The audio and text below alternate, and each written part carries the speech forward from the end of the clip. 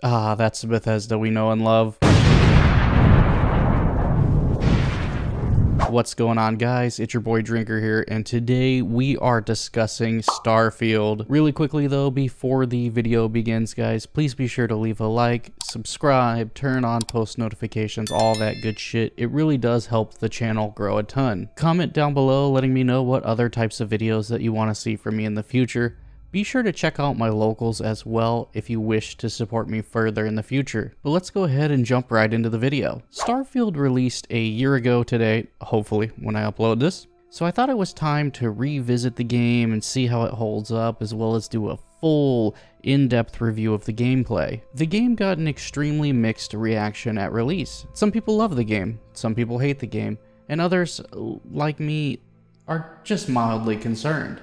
The game was reviewed like a mixed bag because, well, it is a mixed bag. There are things to enjoy in the game, just in my opinion, many of the cons outweigh the pros. It might seem like I hate this game when you hear me talk about the issues with it. I don't hate this game.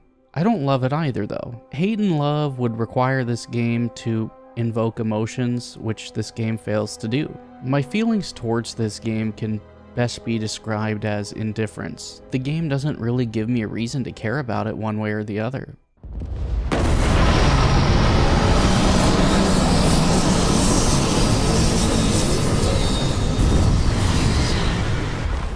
Now, there are a few things I would like to discuss before we fully dive in and conduct the autopsy on this cadaver. The footage I will display on screen will likely be from my most recent playthrough of the game, not my only playthrough, but most recent. This is mainly because it's the most patched version of the game and the most stable for collecting the footage. I also decided to play this playthrough with 0 mods, partially because the people at Nexus Mods have gone full Kami Corpo, and partially because I don't want to give Bethesda the excuse of modders fixing their game again. Right off the bat, this review will likely be disjointed and schizophrenic due to the sheer amount of things to discuss in this game. Sorry about that, but there's not much I can really do about it. This game has a ton of stuff, and that's a part of the problem right there. This game is as wide as an ocean, but as shallow as a puddle. Quantity has a quality all of its own, but quantity is not in itself a substitute for quality. While the game has a ton of stuff, most of it just isn't very interesting. It's been scrubbed clean, sanitized so as not to offend anyone. I saw 21 Kiloton mention that this game takes place on the tricentennial of the UN deadline for the Great Reset, and once you notice this, you can't unnotice it. Call me a conspiracy theorist all you like, but I refuse to believe that this is a coincidence. Especially since this game is so ESG compliant, it would probably make Larry Fink and Klaus Schwab cream in their pants.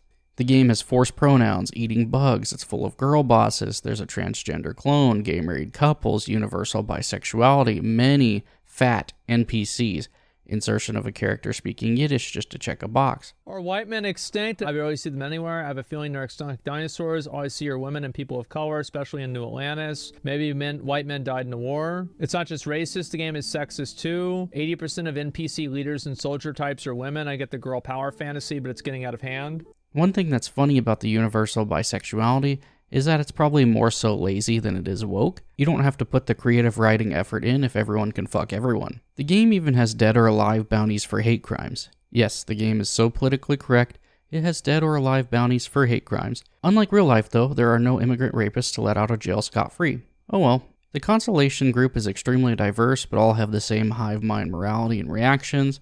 Almost like the forced diversity we're seeing today, everyone must look different but think the same. It's boring, tired, and played out. It's a boring and cookie-cutter ESG compliant woke mess. The most interesting things to come from Starfield are the vitriolic rants that many have made. The most culturally significant thing that came from Starfield was Az's rant. Sorry, did you want to get immersed in our world? Yeah, well, guess what? Fucking pronouns! Fucking gender ambiguity! Fucking current day Californian shit! The reaction to his rant, of course, being from shills like the Actmam, who gravely misrepresent Az's views and attacked his appearance. Then basically conceded that Az was right later on Twitter because people pointed out how stupid he was being. Az's rant went viral, not even really because of the quality of the game, but because he went after the sacred cow of gender ideology. This game was designed to its core to not upset the Reddit and Twitter progressives who re-out at any perceived slight. The forced pronouns were so unimportant that Nexus Mods banned a mod that removed them. just like they did to a Spider-Man mod that removed pride flags and replaced them with American flags. Nothing says this is unimportant like banning the people who are trying to remove it. The same people who tell you that pronouns aren't important are the same people that foam at the mouth if you don't use their preferred pronouns. Some of these people even want to make it illegal for you to not use someone's preferred pronouns. Definitely not important at all. This really boils down to shut up and just consume the product and propaganda. This is not so subtle social engineering, and I'm not falling for it. When the game launched, you could tell there was quite a few YouTubers on the payroll singing the praises of the game. They ignored or even attacked anyone criticizing the game at the time. From the bugs, to the pronouns, to Todd Howard's little lies. None of it was real, and you just wanted the game to fail if you called it out. Don't believe your lying eyes. Believe the YouTubers who may or may not have been paid to shill the game. Something to note, if someone released a video the moment the game launched, they got an early review copy of the game from Bethesda, and Bethesda isn't giving them a free copy of the game with no strings attached.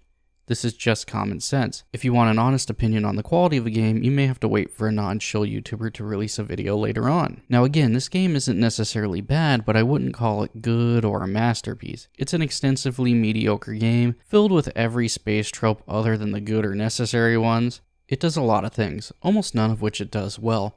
It's shallow to its core, it lacks innovation, has a dated design, and is full of empty promises. As I said before, the game is scrubbed clean and deeply sanitized. This is apparent in the lack of blood after fights. You can slaughter an entire base of spacers and only 2 will have any blood displayed. The rest will look almost entirely pristine, like they're just taking a nice little nap on the floor. The game is full of loading screens. Good lord, the loading screens. This game genuinely has the most loading screens out of any game to ever exist. I made that fact up, but it's likely true and you know it. You spend more time exploring loading screens than exploring space. Mostly because you don't actually explore space. The game's bugs were actually minimal by Bethesda standards. Many of the bugs I had issues with at launch have been patched out. Sure, the AI still have a tendency to bug out, but I never had a mission completely bug out and break one of my saves like many others experienced. Most of the bugs I personally experienced were minimal and fortunately far from game breaking. I've had subtitles glitch out or stop working, NPCs spazzing out, T-posing and running into walls, things glitching through walls, but again, nothing game-breaking. None of this is new or particularly surprising for a Bethesda game. The NPCs often don't look directly at you during conversation.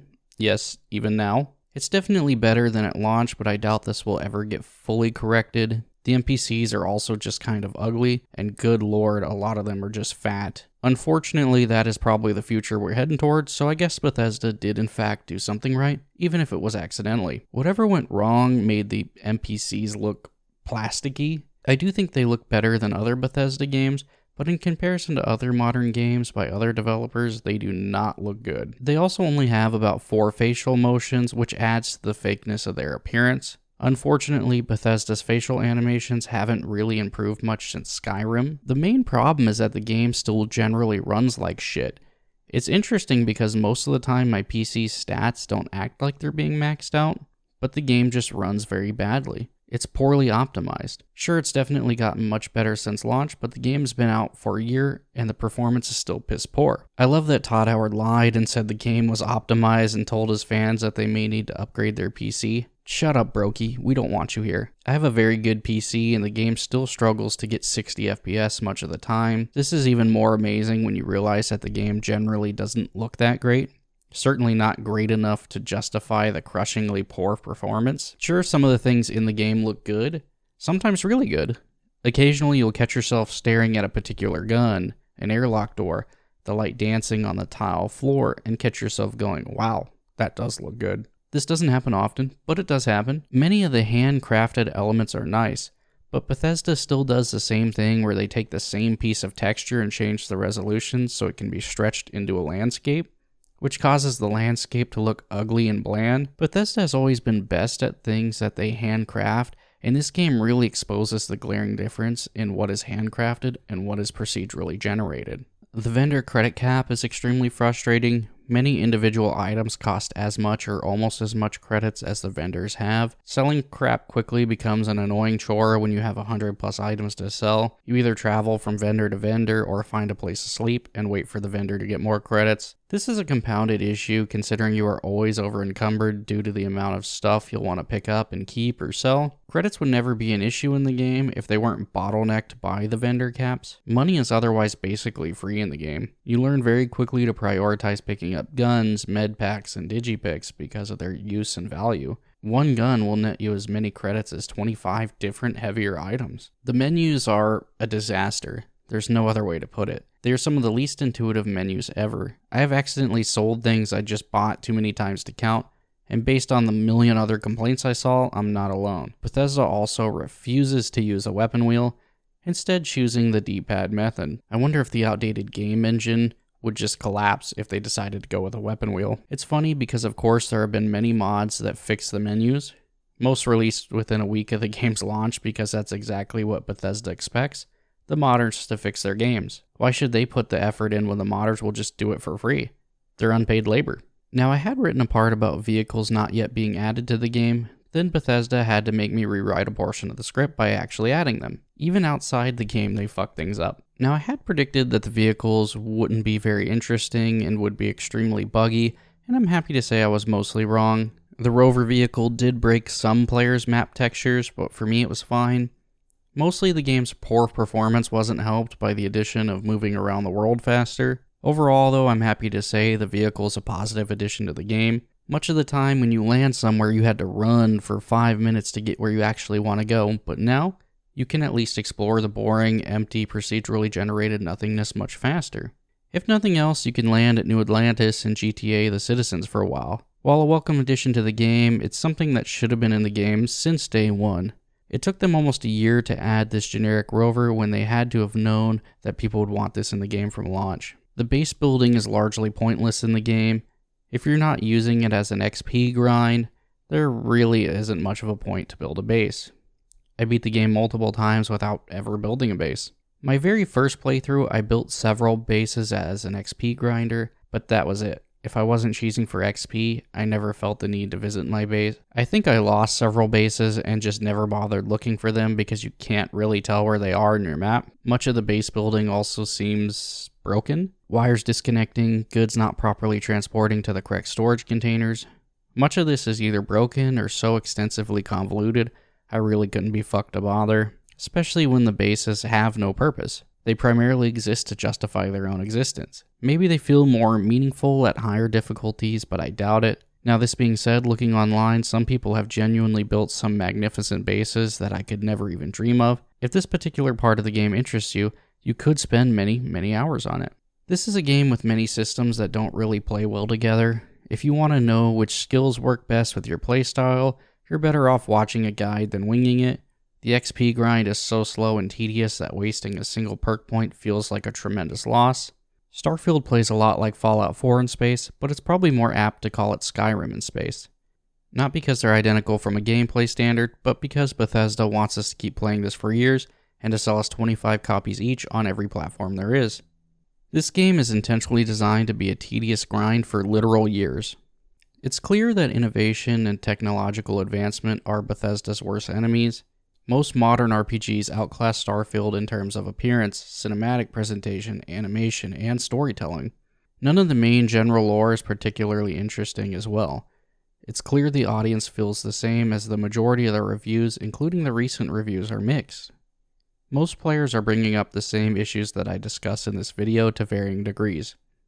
The general consensus is Bethesda just needs to do better. After 5 years, 4 DLCs, and 1,000 hours of playtime, the game eventually gets good, trust me. Even Emil Pagliaru, however you say his stupid name, the studio design director at Bethesda, responded to the criticism, and instead of taking it to heart, he basically said that making video games is hard.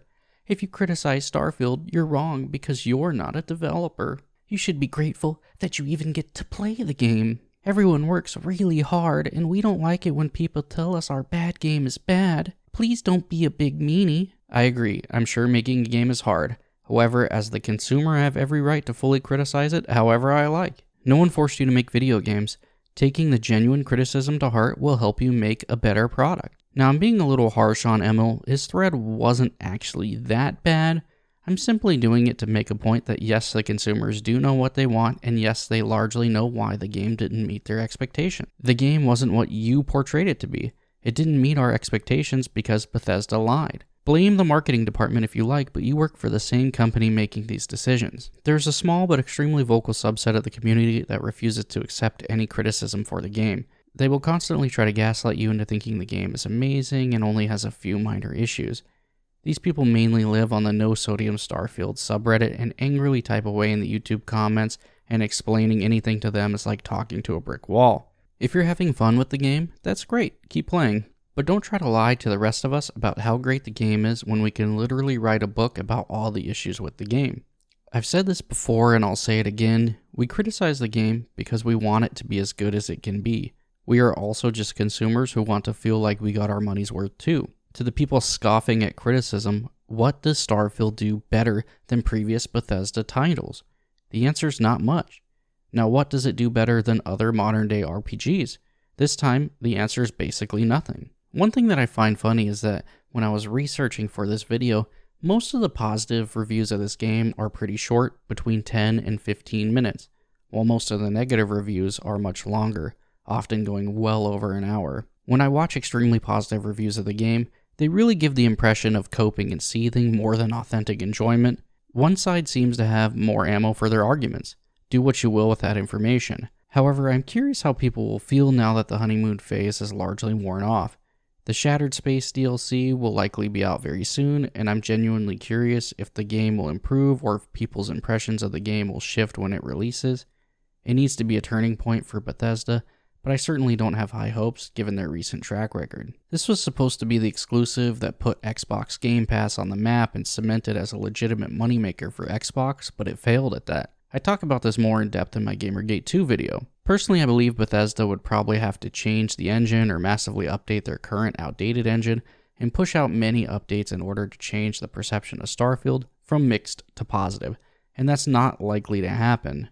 We know this would take a lot of time and money to achieve, and likely isn't justifiable given the current player base size. I love Bethesda games. Fallout 3, Skyrim, Fallout 4. Some of my all-time favorite games were made by Bethesda, but their game design has been outdated for over a decade, probably 15 years at this point, and excusing problems as just, it's a Bethesda game, is no longer a passable excuse, especially when the remaining quality has degraded so much and we've lost so much of what we love. In recent years, they've seen more intent on bilking their fans out of money via predatory microtransactions than actually making good games. Bethesda is now Fallout 76 Bethesda, Starfield Bethesda, and it's been a long time since they were Skyrim Bethesda, no matter how many times they re-release it.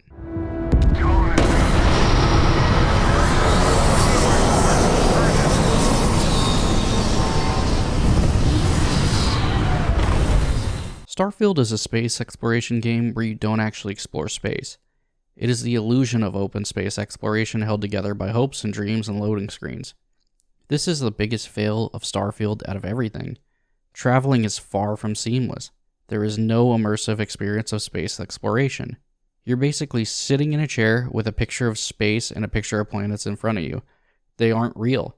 The planets are just hollow images of planets. Normally you'll just fast travel to the planet, get a loading screen, fast travel to the planet's surface, get another loading screen, and then, after an animation of the ship landing and another loading screen for exiting the ship, you're free to explore the planet. Only you don't even explore the planets. You land in a procedurally generated cell with copy and paste POIs. You can actually run to one end of the cell, and then you can't traverse any further. You literally run into an invisible wall. The vast open area ahead of you is a lie, a procedurally generated lie. The game is boring. The problem with Starfield is Starfield. The game feels very restricted despite how vast space is. Now, space is large and mostly empty, so by definition it should be boring, but that doesn't mean a game should be predicated on the idea of being in boring emptiness. If you were even able to explore the boring emptiness in the first place, which you really can't. Also, isn't it weird that I have to scan worlds for resources when many of these worlds are already inhabited? At least they finally added surface maps to the game 6 months after launch. Thank you, Bethesda, for doing the bare minimum. Much of the handcrafted areas still hold the Bethesda magic, but much like older games, it's very self-contained, confined to an extremely small portion of the planet. But taking an entire planet, handcrafting one small area, and then procedurally generating the rest of the planet does not hold the same appeal. Everything else looks the same. Worse, it's not even truly the rest of the planet. It's a bubble cell that looks like every other procedurally generated bubble cell in the game. The caves and abandoned workstations often have identical layouts, identical enemies, and the only difference is often the loot. But you have so much loot, you don't really care. The exploration in the game is just not good. If it's not a planet with a city with story missions, it's basically empty. Again, if you travel from planet to planet and go to each outpost, you'll find them to be cookie cutter and copy and pasted. This wouldn't be as big of a problem if they were even remotely interesting, but they're not. Neon is a sad, pathetic cyberpunk Night City ripoff. I mean, they couldn't be more obvious with the inspiration. Only Night City feels immersive. The citizens feel much more real and lifelike. It's not a bad POI. In fact, it's one of the better POIs in the game, but it's entirely unoriginal.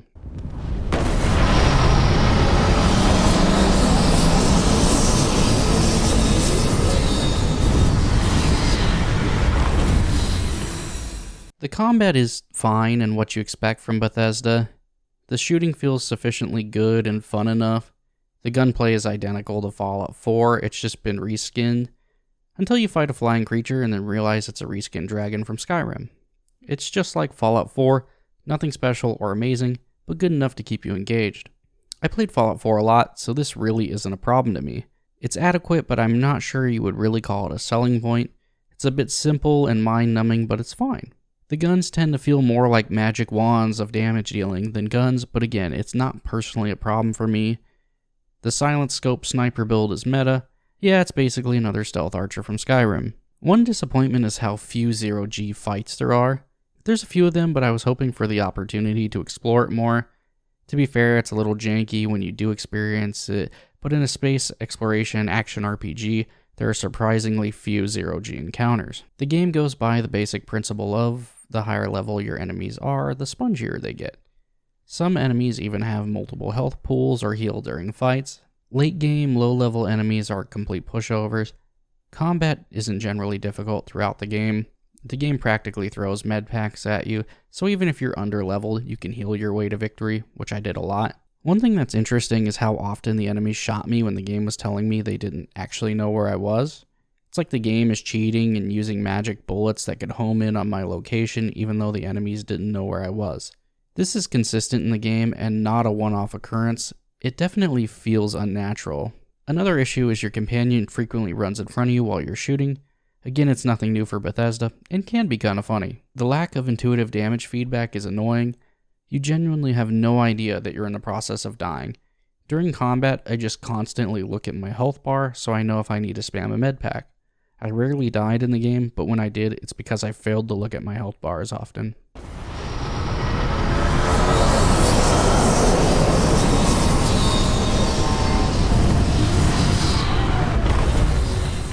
Now, the ship combat is a little different, at least to me.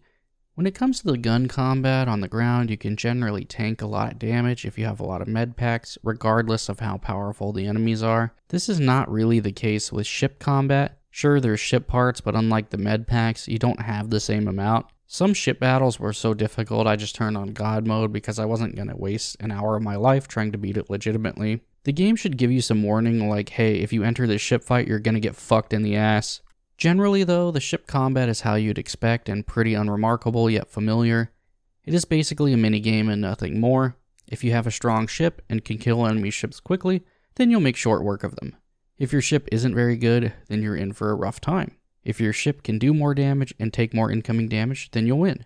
Not exactly a complicated concept. You're in your procedurally generated space fishbowl, flying around and shooting other ships. It looks dramatic and atmospheric and feels like it generally should.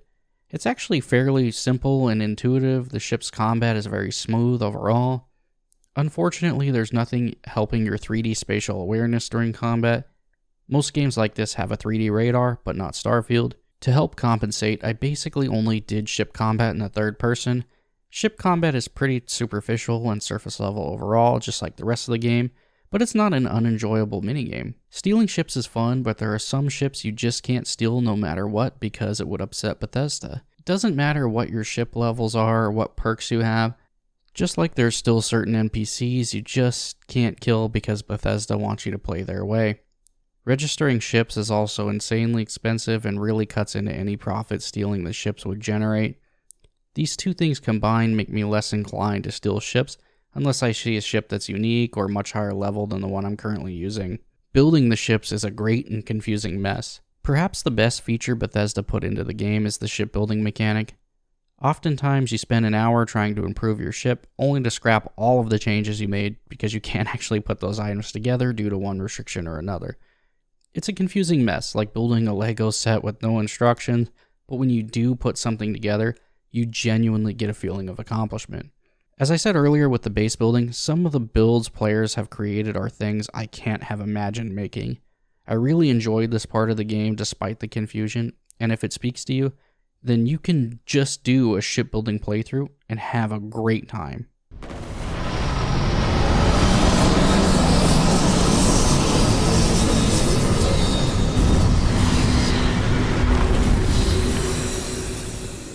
This section is definitely a section I'm underqualified to talk about, so I expect it to be a bit shorter than the others. I personally have not sat down to run tests on every weapon or perk on every difficulty in the game. Personally, I have better things to do with my time, like watch paint dry. However, there are things I've experienced or reviews I have watched that really expose fundamental issues with the perks and leveling in this game. I would again recommend watching someone who specifically breaks down all of those specifics when it comes to those things, as they are much more educated on them than I am. The leveling system and skill tree can best be described as extremely tedious. The game arbitrarily locks you from being able to play and level your character how you want to. You're forced to grind out tasks, many of which aren't fun, in order to be able to have fun in the future. They're adding another barrier to fun to extend your playtime for the hope of fun later. Even just gaining a single level without cheesing the game with an XP farm can take quite some time. When killing an enemy gives you 5 XP, it can be a very slow grind. Many people just spam build adaptive frames for hours to cheese the XP gain, and can you really blame them? Starfield is designed in such a way that if you play as intended, your enjoyment of the game will be gravely diminished simply because of how laborious the XP grind can be. Much of the information the game presents you with is confusing, incorrect, or conflicting. You're honestly better off just trusting your gut or checking out a guide if you're interested in making a specific build. You largely can't rely on much of the in-game data. Some of the damage stats of legendary guns have been proven to be incorrect. Many skills have vague descriptions, so you can't really tell how effective they actually are.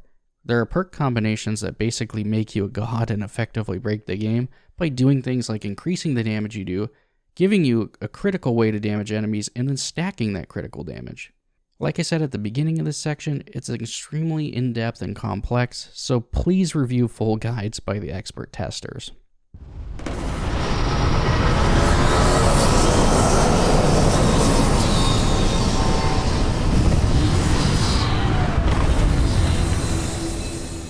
So there's definitely going to be people who can do a better job discussing the story of Starfield, but I'll do my best.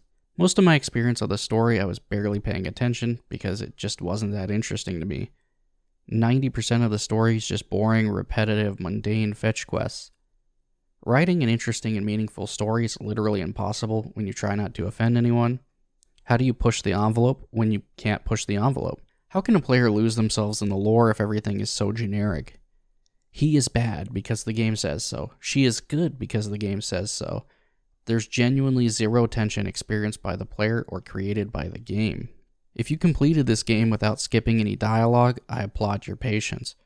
There are many issues with the main story, and I'm not even going to attempt to offer solutions.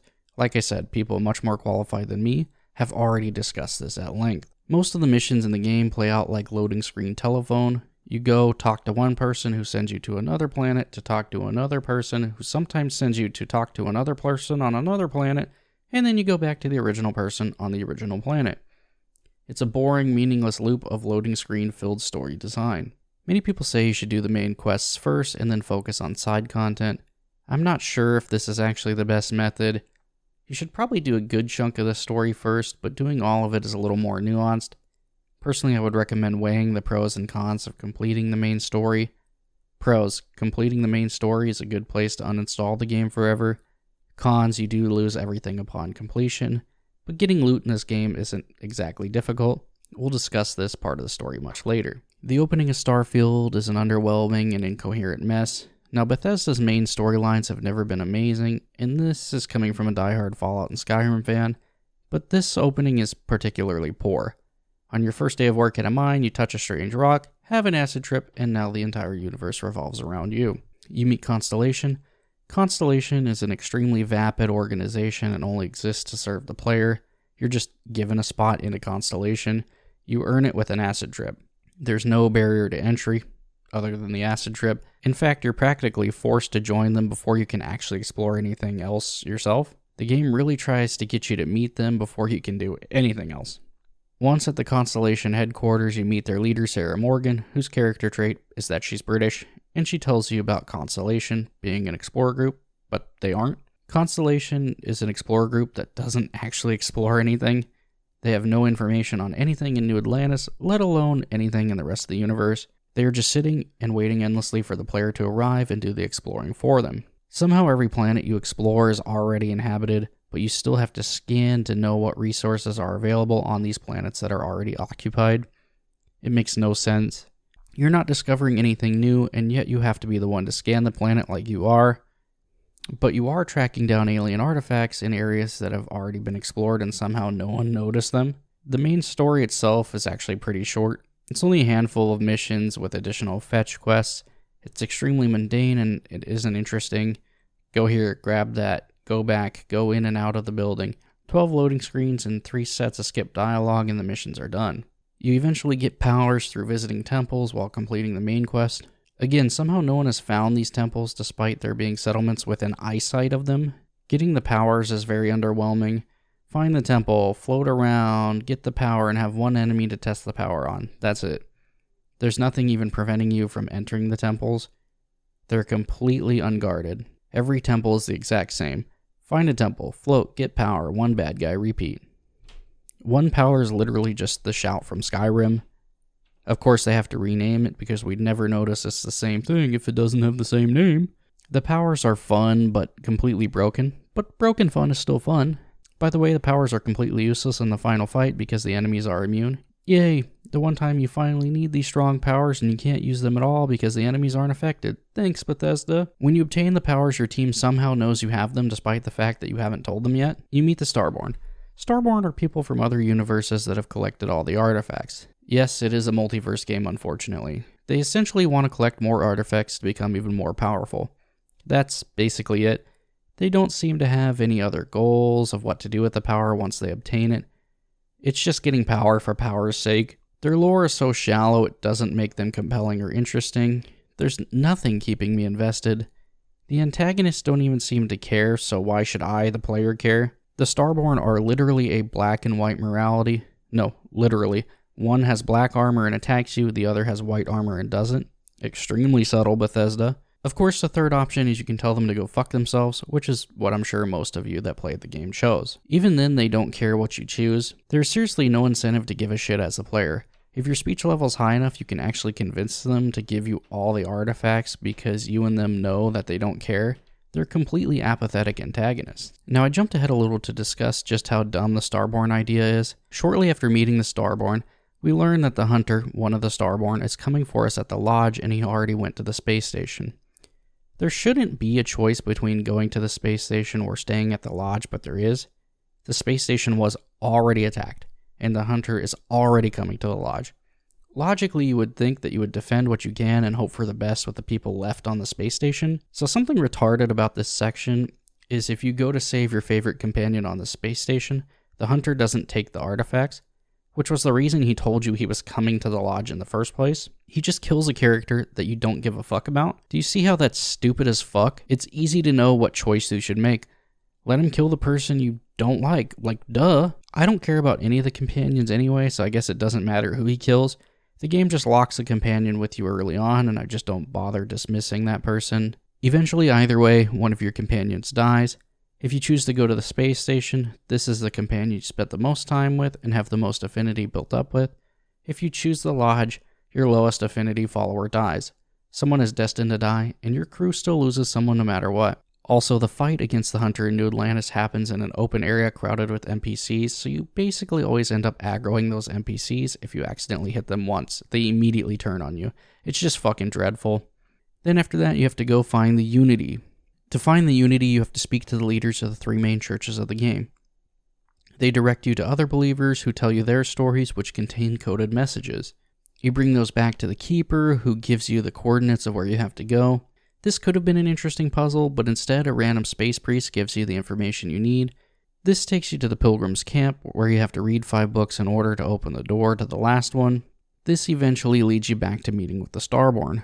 We go on their ship and discover they are humans from an alternate world in the multiverse. They enter new realities and repeating cycles.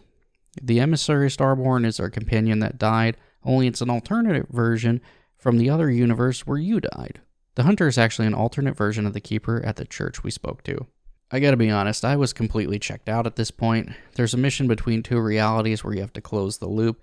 You discover that the grav drive technology is what caused this Earth's reality to be destroyed by destroying the Earth's atmosphere. Again, I just completely checked out and lost all energy to continue. We don't ever learn who created the artifacts. Why did they create the artifacts? They were created by their creators for unknown reasons for us to find them. We don't even know if the creators were human or alien. Who the fuck knows? It's never answered. The New Game Plus is you going to another universe, but you don't get to keep any of your stuff. You'll own nothing and be happy. The entire point of the main story is to funnel you into the New Game Plus.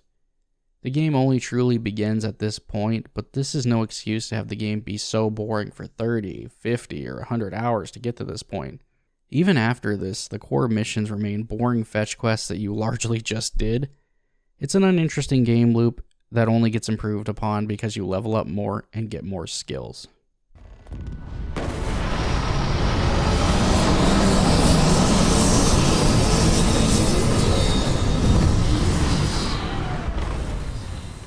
Even a year later, Starfield remains largely uninteresting to me. I've given it several chances to pull me in, but it just fails to do so. Again, it's not a bad game, but it does have severe, likely irreparable issues that permeate it to its core. I hope that the game eventually becomes amazing and exceeds my future expectations, but again, I don't find this likely. If you enjoyed this video, guys, please be sure to leave a like, subscribe, turn on post notifications, all of that good shit. It really does help the channel grow a ton, like I said in the intro of the video. Comment down below letting me know what other types of videos that you do want to see from me in the future. I'll be on vacation for a little while, so this video and my Star Wars Outlaws video will be my last video for a bit, but then I'll get back to the grind. Anyways, guys, this has been your boy Drinker, and I am out of here. Peace.